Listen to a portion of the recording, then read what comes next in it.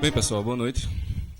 Como ele disse, nós vamos começar falando sobre a mentalidade revolucionária. Mas, antes disso, e aquele instrumento esquisito ali, nós passamos umas 2 semanas bem turbulentas agora, né?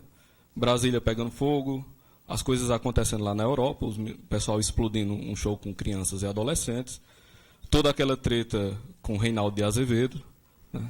O rapaz da direita chucra. Como é que a pessoa xinga o outro de chucro, Danilo? Imagina um homem chegar para você e falar, dizer, seu chucro. Daí você já tira a personalidade do cara, né? Não tá dizendo, miga sua louca, pare um pouco com isso, já tá feio. Mas, enfim, aconteceu muita coisa. E é bom que seja noticiado e tudo, mas o fluxo de informações ele tem um lado ruim. Que é o seguinte, as pessoas se prendem muito na espuma dos eventos. Só no que está acontecendo na superfície. Só que isso que está acontecendo tem causas mais profundas. É tipo, vamos usar a questão da espuma, a imagem do mar mesmo. Você vê ali a arrebentação, as ondas do mar ali na areia, mas as causas daquilo são as profundas correntes oceânicas que estão lá longe, que você não vê e que movimentam massas de água absurdas em tamanho, mas você só vê aquela ondinha quebrando ali do lado. E onde entra o papel do intelectual nisso? O papel do intelectual, do homem de estudos, é observar o fenômeno das ondinhas aqui quebrando na areia e daí explicar, compreender e, se possível, modificar ou não aquelas correntes oceânicas profundas lá dentro. Mas, primeiramente, não é nem a modificação, mas a observação e compreensão. Nós, todos nós, a não ser que você tenha sido congelado há 300 anos e tenha sido reavivado hoje, nós padecemos todos da cultura brasileira do imediatismo. E, de certa forma, do ódio ao conhecimento. Né? Tem coisa mais brasileira do que você tentar explicar a alguma pessoa e a pessoa dizer, não, isso aqui eu já sei. Quem nunca passou por essa experiência ou foi o autor dessa experiência? Né? E aí tem um grande problema, porque quem já sabe não aprende. É simples assim. Se você já sabe, não tem como você aprender. Então você vê esse fluxo inteiro de acontecimentos. Os comentários são os mais rasos possíveis. E é exatamente onde entra esse tipo de evento e palestras como essa, para tentar jogar uma luz nas razões mais profundas das coisas. E, basicamente, é isso que nós vamos fazer hoje. Olha só, para falar de mentalidade revolucionária, nós temos que falar o seguinte, o que é propriamente uma mentalidade? A mentalidade não é uma mera opinião, não é um mero capricho, não é nada disso. A mentalidade é algo que todo o seu imaginário está dentro dele. Sua imaginação inteira está dentro dela. Todas as possibilidades de ação estão dentro dela. Então, quando alguém tem uma determinada mentalidade, tudo que ela vai fazer, todas as coisas que ela vai decidir, estarão de acordo com aquela mentalidade que ela tem. Então, sei lá, isso é muito comum. Gente que tem crença limitante de merecimento. O cara, no fundo, sei lá, ele padeceu algum trauma, alguma situação de família, ele acha que ele não merece as coisas. Então, quando as coisas começam a ficar boas, aquilo dispara um alerta inconsciente dentro da cabeça dele e ele começa a se sabotar. E ele vai fazendo tudo para dar errado o negócio. É uma crença limitante. Ou seja, essas ações que ele está tomando agora, que parecem superficiais, na verdade estão ancoradas dentro de um conjunto de experiências dele. Isso é uma mentalidade. Quando nós falamos em mentalidade revolucionária, nós estamos falando nisso. Num tipo de mentalidade que estrutura o modo de ação das pessoas. Ora, esse tipo de mentalidade ela é um fenômeno identificável na história. Você pode parar assim, vir investigando e dizer, não, aconteceu alguma coisa aqui. Daqui para trás as pessoas não pensavam isso. Daqui para frente elas passaram a pensar. Isso vale por volta do século XIV, século XV. Para cá, você percebe uma linearidade desse tipo de mentalidade. Passando pela Revolução Francesa, pelo comunismo, pelo nazismo, pelo fascismo, por toda essa questão ideológica do século XX inteiro, existe uma corrente contínua de mentalidade plenamente identificável. A primeira delas é o seguinte, a inversão do tempo. O que é isso? Eu acredito que vocês, aqui, imaginam que o passado já está pronto, o presente vai se fazendo, e o futuro você não sabe. Né? Isso é o senso comum. Tanto que a sabedoria popular plasmou nos ditados, né? O futuro a Deus pertence, ou seja, você não sabe o que aconteceu, não adianta chorar pelo leite derramado, ou seja, já aconteceu. Então, qual é o dado mais concreto da realidade humana? É a passagem do tempo. Na verdade, nisto está todo o drama humano. Eu diria até que as ações humanas podem ser catalogadas naquelas baseadas na esperança e naquelas baseadas no desespero do remorso. Basicamente, isso move a história humana inteira. Para o homem dotado de mentalidade revolucionária, o que acontece? O tempo para ele é o contrário da gente. Ele acha que o futuro já está dado, e o futuro é a sua ideologia, e ela irá acontecer. Isso é uma certeza cabal. O futuro irá acontecer. Nisso daqui você já vê que deu uma mudança de chave. Ora, o futuro ele é incerto, mas para ele não. O futuro é certo, tão certo que será o futuro revolucionário da ideologia que ele professa. Uma frase que todo mundo diz e você escuta, e às vezes o cara já diz, acontece algum negócio, a pessoa faz. Em pleno século XXI, alguém fazer uma coisa dessa? Olha, isso daqui já indica que existe no tempo. Olha o que está por trás dessa frase. A pessoa acredita que o tempo ele vai caminhando para o progresso. Para um progresso, um progresso, um progresso, um progresso. Eu lhe pergunto, quem disse? Se a própria estrutura da natureza do tempo é a incerteza do futuro, como você pode supor que todos os atos levam a um progresso contínuo? Já é impossível de pronto. Né? Então você pensa, não, mas aqui a gente tem técnicas, tem não sei o quê, tem computadores, tem laptops. Aí eu trouxe essa imagem aqui para vocês. Alguém saberia me dizer o que é isso? Quem está ligado no History Channel? Né? Além de nazistas e ETs, o History Channel também passa algumas coisas assim. Isso aqui é o chamado mecanismo de Anticítera. Ele tem mais ou menos 2.000 anos. Foi encontrado nos restos de um navio romano. E pegaram lá várias coisas. Tinha estátuas, tinha não sei o quê, um negócio muito massa. E encontraram essa peça lá. Bora pegar, está aqui, né? Vamos pegar. Ninguém deu muito valor a princípio. Depois começaram a estudá-la. Fizeram raio-x, fizeram um monte de coisa e descobriram o seguinte. Essa peça, ela era cheia de engrenagens altamente complexas e que na ponta dela, se você inserisse um dado e fosse rodando a manivela, ela era capaz de dizer o dia do ano, o mês e o ano. Você começasse a rodar, ele dizia, sei lá, daqui a 10 anos em tal dia.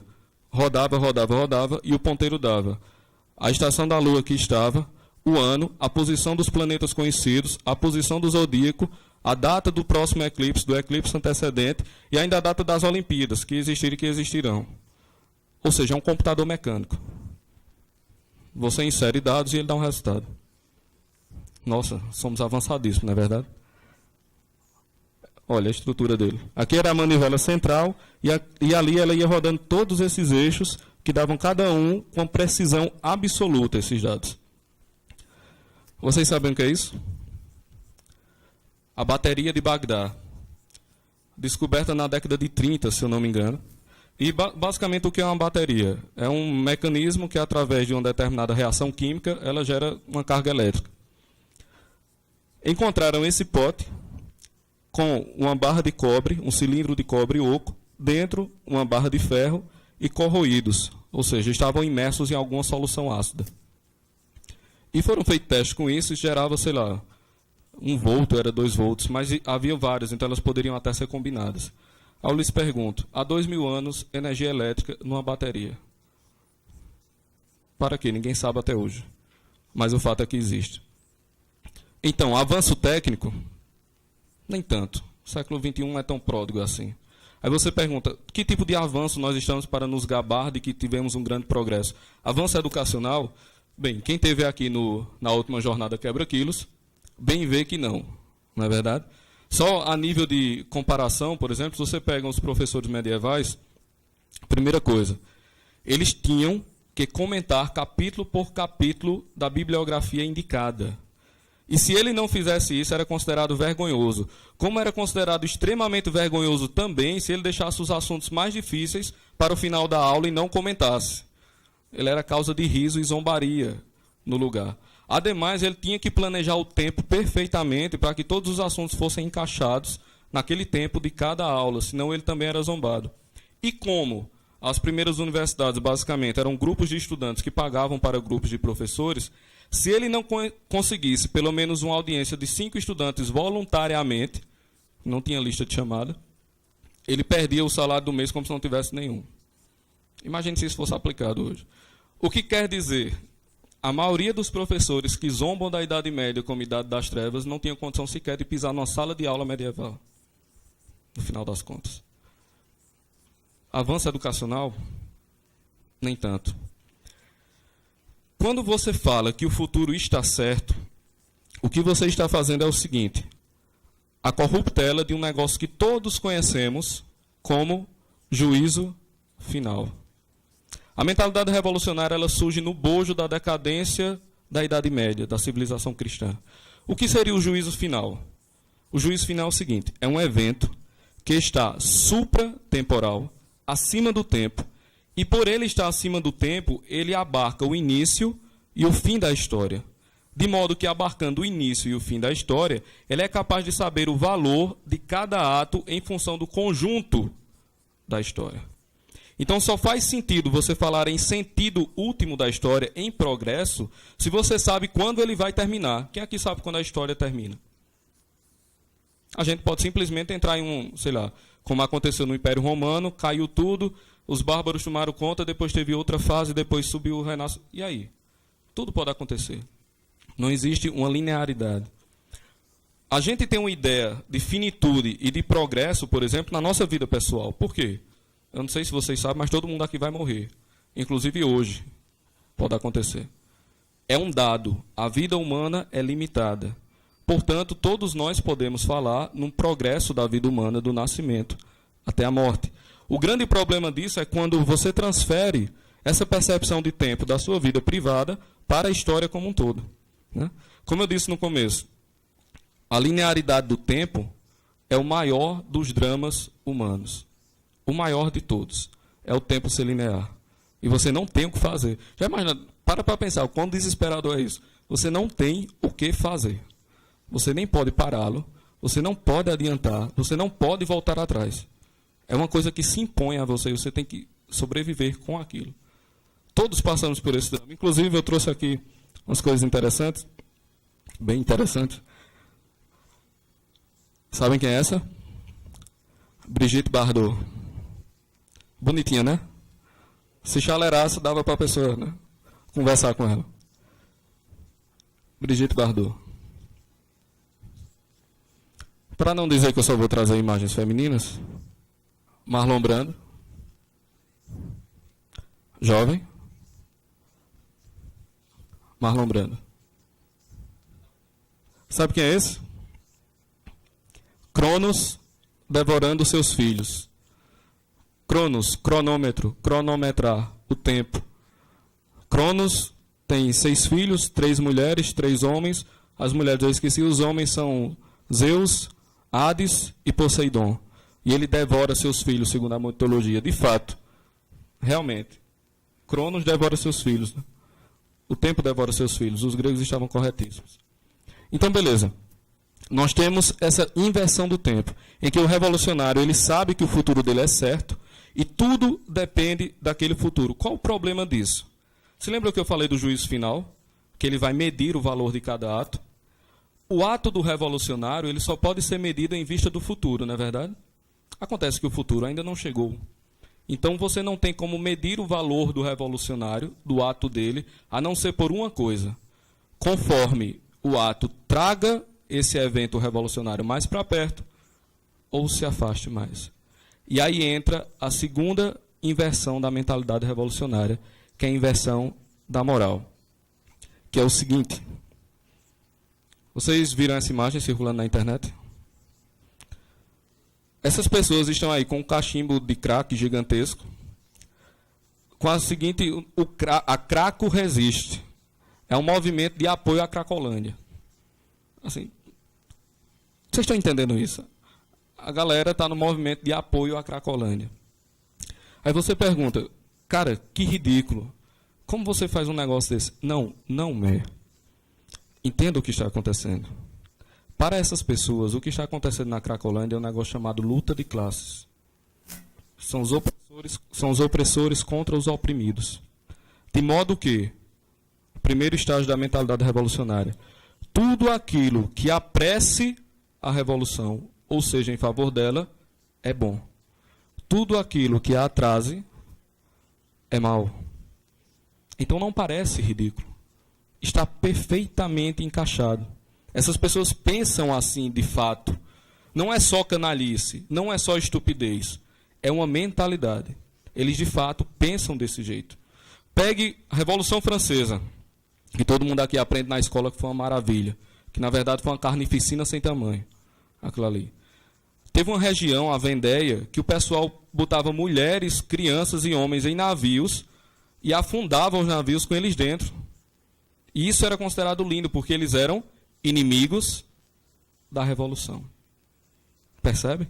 E não se considera isso um ato mau. Por quê? O critério de maldade e bondade não é um critério em si, mas é um critério quanto mais se aproxima do futuro revolucionário, quanto mais atrasa o futuro revolucionário. É por isso que esse pessoal, não sei se vocês já tiveram a experiência ou foram esse tipo de pessoa, tipo eu. Esse pessoal, eles se sentem o suprassumo da humanidade. Eles caminham assim, ó. Você fala, eles lhe olham com ar de desprezo por cima dos ombros e continuam caminhando. Eles se sentem um tipo superior de pessoa. Todo revolucionário se sente um tipo superior de pessoa. Por quê? Como não se sentiria? Ele está lutando pelo futuro revolucionário que trará um mundo melhor para todos. Ele é o estandarte da revolução. Ele luta pelo futuro. É claro que ele é superior a você. Você luta pelo futuro? Não, ele luta pelo mundo melhor. Che Guevara mesmo se achava um tipo superior de homem. Pegue todo o movimento ariano nazista, eles se achavam tipos superiores de homem. Todo revolucionário ele tem essa empáfia moral. Né? Inclusive essas pessoas. Vá tentar discutir com uma pessoa dessa. Ela vai lhe olhar com ar de desprezo profundo. Profundo. Inclusive, isso aqui é na mesma Cracolândia. Como?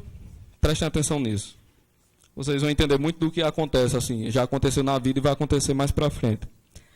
Como o ato do revolucionário ele é bom na medida em que adianta a revolução, ele é moralmente mais correto do que o ato mais virtuoso daquele que não é revolucionário. Essas duas imagens. Está bem clara em qual delas está a virtude. Mostre isso num CA, mostre isso num DCE, mostre isso numa reunião dessas coisas aí. Eles vão achar isso aqui o máximo, e eles vão dizer que isso aqui é fruto de alienação da igreja machista e opressora, que está contra a luta de classe. Vocês estão vendo? É disto que se trata. E o que eu quero dizer no final das contas é que é o seguinte, não é mero capricho, não é nada. Essas pessoas, eles pensam de fato desse jeito.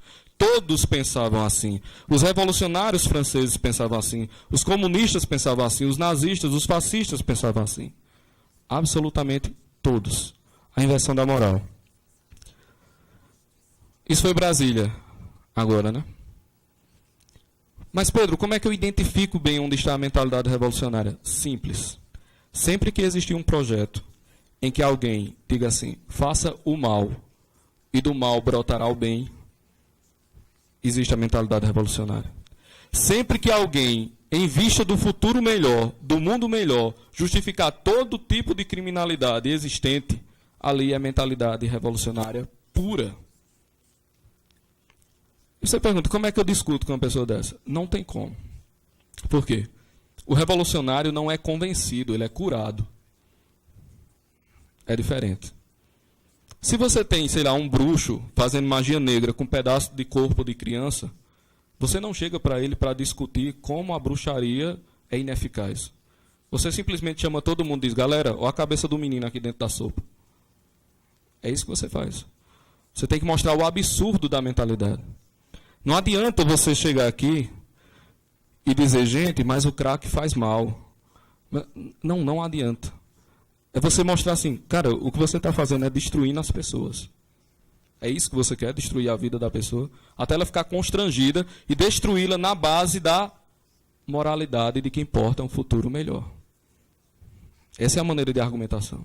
Não tem outra. É por isso que às vezes o pessoal vai discutir e vai discutir o conteúdo das ideias. Não adianta, a mentalidade toma formas e formas e formas. Os conteúdos são vários. Se você pegar, por exemplo, Cuba prendia homossexuais. E aqui o movimento revolucionário de esquerda, LGBT na veia. Por quê? Não importa o conteúdo.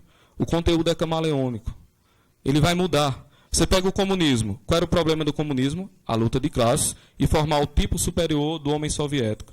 O que era o nazismo? Esqueça a luta de classe. A questão é biológica. Mudou inteiramente o conteúdo. Mas a forma, a estrutura da mentalidade permanece a mesma. Exatamente isso que acontece. O que é que a galera acha? Não, vamos tocar fogo em tudo. Disso aqui vai sair alguma coisa boa. Ou seja, destrua tudo. Depois que destruir tudo, um mundo melhor nascerá. Vai nessa, desse jeitinho.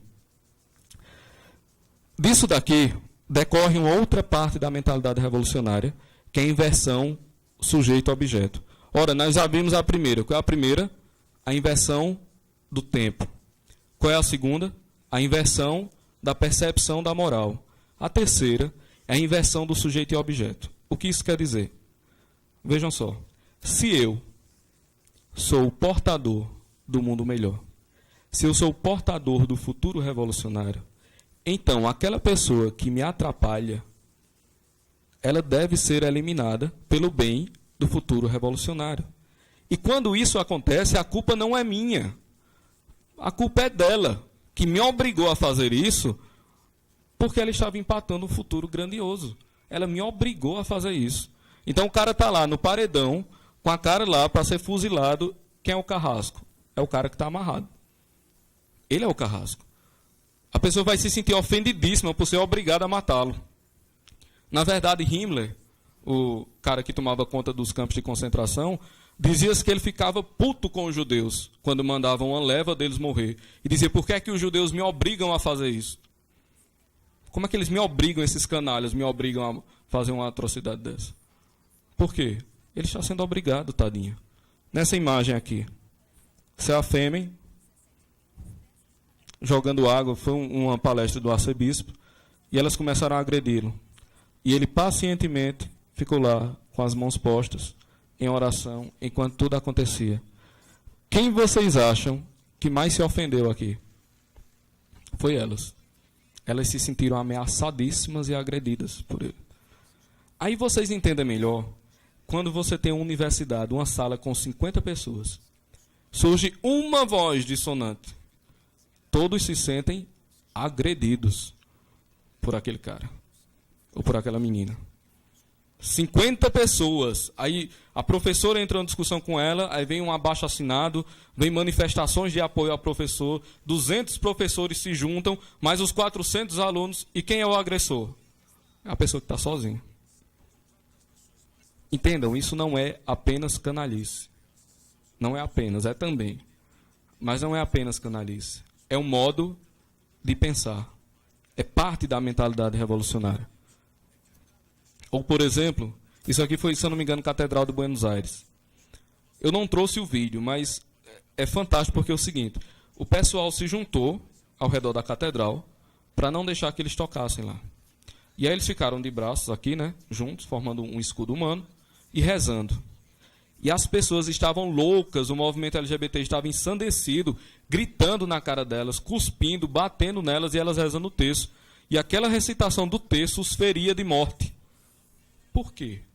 Claro, além da possessão demoníaca, por que isso acontecia? Porque simplesmente eles estavam se sentindo agredidos por aqueles que não estavam deixando o futuro revolucionário acontecer. Percebe? Eu tenho aqui mais algumas coisas, eles pichando a galera, e essa imagem aqui, dessa criatura não identificada, que até hoje eu não sei do que de fato se trata, mas ela cuspindo no rosto do rapaz. Se vocês tiverem curiosidade, depois botem Catedral de Buenos Aires. Eu acho que isso foi em 2013, se eu não me engano. Eles estavam loucos e furiosos. Beleza. Eu disse tudo isso. Deixa eu botar uma imagem melhor aqui para ficar tirar dessas bestas. Mas ótimo. O que é que você quer dizer, Pedro? Levando-se em consideração tudo que a gente está vivendo. O seguinte. Vamos voltar ao início da palestra. A questão das espumas do acontecimento. Se você não perceber que existe tudo isso por trás, o cara termina embarcando na luta contra o que ele acha que é a mentalidade revolucionária, a revolução naquele momento, quando na verdade ele está ajudando o movimento revolucionário. E como isso acontece? Simples. Se você tomar apenas a face externa do movimento revolucionário, você vai atacar aquilo com a mesma mentalidade. Explico. Você pega, sei lá, um libertário de hoje, ou mesmo alguns liberais. E aí eles endeusam o mercado. Tudo é o mercado. O mercado é o fim. A liberdade é tudo o que importa. A liberdade não é um meio para, a liberdade é um fim em si mesma. O futuro perfeito é um futuro com a plena liberdade. Em nome dessa liberdade vale tudo, inclusive mata-fetos. Aí você vai combater o PT, eu sou um libertário combatendo o PT. Não, filho. São duas mentalidades revolucionárias com formatos diferentes se chocando. Elas simplesmente vão se somar. Elas apenas vão se somar. Aliás, você vê isso demais. Isso aconteceu aos montes de 2015 para cá. Aos montes. Se você pegar também, sei lá, pegue mesmo a luta contra as drogas. O que está por trás, tanto da luta contra as drogas como da questão do crack resiste? O que no final das contas move isso? Move isso uma pretensa liberdade, move isso a dissolução das casas, move isso muita coisa que vai contra o que nós entendemos como a civilização judaico-cristã, como a moral judaico-cristã. Então, quando você tem esses movimentos inteiros acontecendo, você tem que perceber o que de fato está por trás deles. E você não tem como perceber isso se debatendo nas ondinhas da praia. Você só tem como perceber isso compreendendo as correntes profundas do acontecer histórico. Então, só peguem esses pontos que nós falamos. A inversão do tempo, a inversão da moral e a inversão sujeito e objeto. Agora façam uma análise. Primeiro, quanto disso está em você? Esse é o primeiro ponto. Quanto dessa mentalidade nós temos? Cara, nós temos muito disso. Todo mundo aqui tem muito disso. Pelo simples motivo que nós nascemos nisso, nós somos criados nisso, nós somos instruídos nisso por longo tempo. Você imagine, por exemplo, que é um sistema educacional que sequestra uma criança 5 vezes por semana, 6 horas por dia, durante 15 anos. Já pararam para pensar nesses números? Imagine se você, por exemplo, sei lá, fosse colocado para praticar violão 5 dias por semana, 6 horas por dia, durante 15 anos. Meu amigo, você ia tocar violão com força, viu? Você ia ser o melhor músico desse país. Não tem como você passar por toda essa situação sem ser manchado por ela, sem, de certa forma, ser moldado por ela. Não há como isso acontecer.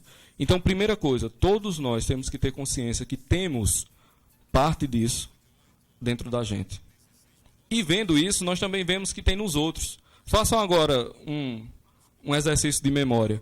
E lembrem dos professores que já tiveram. Das frases que já foram ditas em sala de aula. Dos argumentos que já foram utilizados. Vejam tudo isso e vejam como não se encaixa perfeitamente na estrutura da mentalidade revolucionária. Perfeitamente. É assim, é uma luva. Casa direitinho.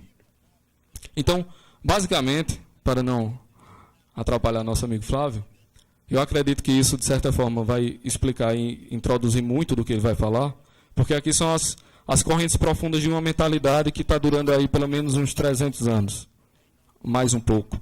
E Flávio vai falar de uma questão mais pontual, né, de agora.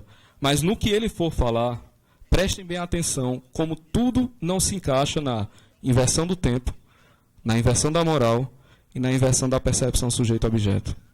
E era isso. Boa noite, pessoal.